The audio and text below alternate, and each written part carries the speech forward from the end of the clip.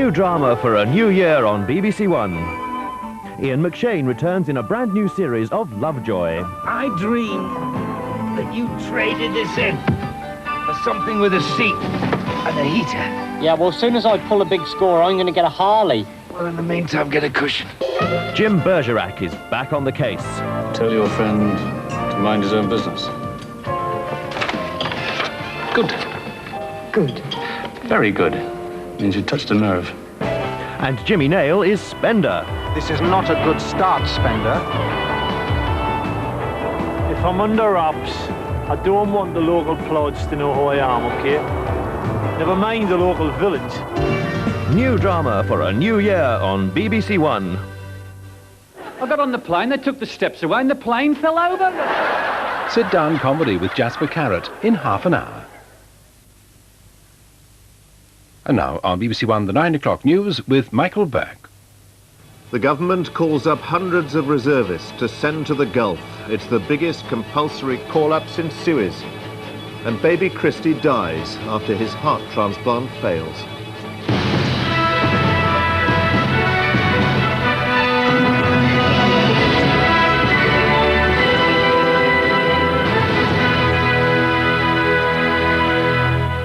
Good evening. The government has decided on the compulsory call-up of nearly 400 military reservists for duty in the Gulf. They have special medical skills that will be needed to cope with casualties if war breaks out there. The Defence Ministry had called for volunteers, but only 700 of the 1,100 who were needed came forward. It's the biggest call-up of reserves since the Suez crisis in 1956. The military asked for volunteers. Around 750 stepped forward. Territorials and reservists trained in battlefield medicine signed on at centres like this one in Glasgow. But the Ministry of Defence was still left well short of its target. So an entire RAF Specialist Reserve Unit, 140 strong, is being called up. So are 250 individual former soldiers. I hope that this will be the end of it. I mean, we can't say there'll be nobody else, but there's always been a shortage of medics, and this is the way we've operated things in the past. We don't have a continuing need for a very large number of medics in the armed forces, but of course if we get to a situation where we might be going to war, then we need far more. Just a practice run for a field hospital in the Gulf, but there still aren't enough doctors and nurses, surgeons and anaesthetists to cope with the number of casualties a war could bring. That's not an oversight, but policy. In peacetime, the army doesn't need a huge medical backup, and like all regulars who leave the services, medics must join the reserves for at least 6 years. On standby for an occasion just like this one. It's the first time since the Aden crisis 25 years ago that the call-up's been used, but the opposition parties back the government's action. I don't think that this requires additional debate. I think that there were very clear indications given in the last debate that there may well be a need for something of this nature. And therefore I don't think that it's something that should in any way be regarded as a thin end of a wedge for any mass call-up in the future. I think British forces are entitled to the best possible medical support. Obviously it would have been preferable if the numbers could have been filled by volunteers. But I think this announcement makes it clear, if there was ever any doubt, that we're engaged in serious business and that casualties may be very substantial. That's what worries some MPs, that the medical call-up may be a sign of things to come. It is disturbing because it's a further indication that President Bush and the British government are prepared to start a Gulf War before sanctions have had a chance to work. It's also evidence that this could be a bloody and horrific war. The selective reservists will get their call-up papers in the post over the next few days. They'll be told to turn up for interview and assessment, and training for the Gulf will begin early in the new year. The government says it'll take into account the special problems that some reservists might face if called up. An association for service families will examine the cases of those who argue that they can't serve for domestic or personal reasons. You know, they've shown that little... Robin Standen, a lecturer in marketing, has been keeping the peace between his 3 children and their Christmas presents. The youngest, Tamara, is just 9 months old. Now he could be called up to go to war. He left the army, where he was a combat medical technician, in 1974 and didn't know they could still call on him until the letter came warning him he's among those being considered for compulsory service. What worries me is my family. I've got young children. If I was a single man, I'd have volunteered, and it would have been a bit of adventure. But my wife will have to manage with 3 young children, possibly on army pay, which isn't going to help. And it's not too good. 700 have volunteered, but the services need more, and those who are medically fit will find themselves in the desert. It's come as a shock for wives and families, according to a services welfare agency. Some may well find that the husband leaving the family will be extremely difficult. There may be medical conditions, perhaps, for wives, or problems with the children, possibly the fear that they may lose their jobs. Alex Lockhart runs his own business as a physiotherapist, but he will go if the call comes. He says it's his duty. It would seriously affect the business, because I run the business myself, I run the practice myself, and the practice would close.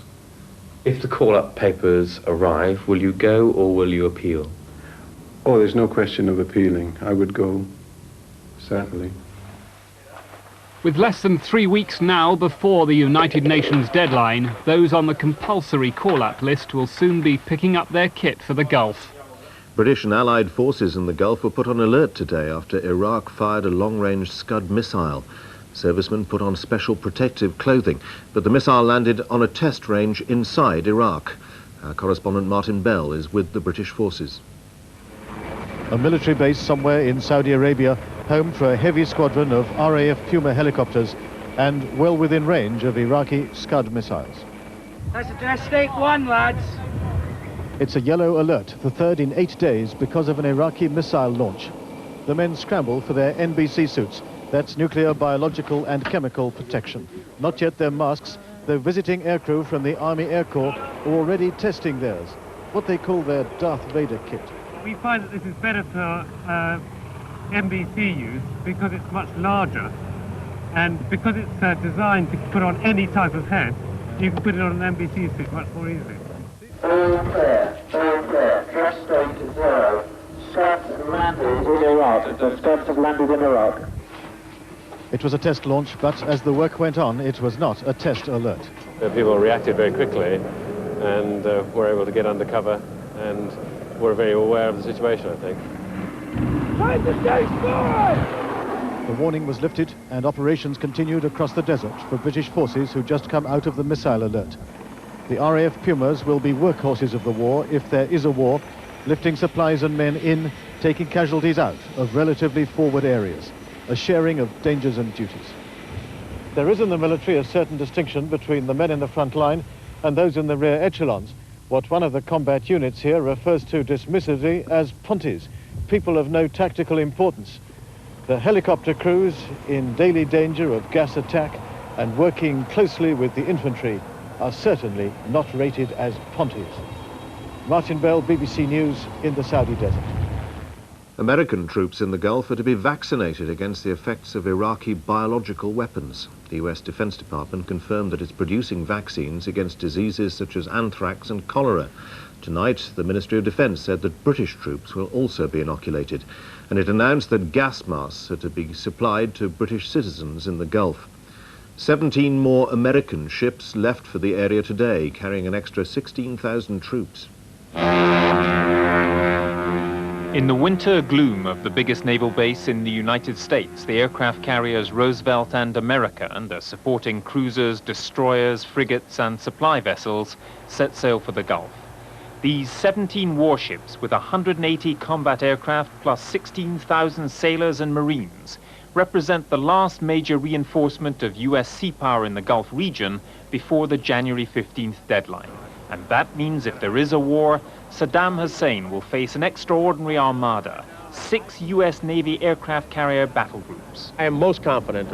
Everybody is going to be number one. And you see the sign I carry, it says second best is first worst.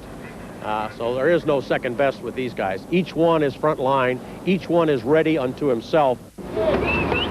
But playing on the minds of all those bound for the Gulf and their relatives is the Pentagon disclosure that US troops now will be vaccinated against possible germ warfare by Iraq. Intelligence sources say the Iraqi Germ Warfare Center is at Salman Pak, 20 miles south of Baghdad, where they have experimented with diseases such as anthrax, typhoid and cholera making Salman Pak a top target for US air attack. A brief Pentagon statement said, "We expect to begin a program of inoculations soon. Those setting sail today have spent weeks training against the worst weapons in the Iraqi arsenal." We did chemical biological testing, we did in training.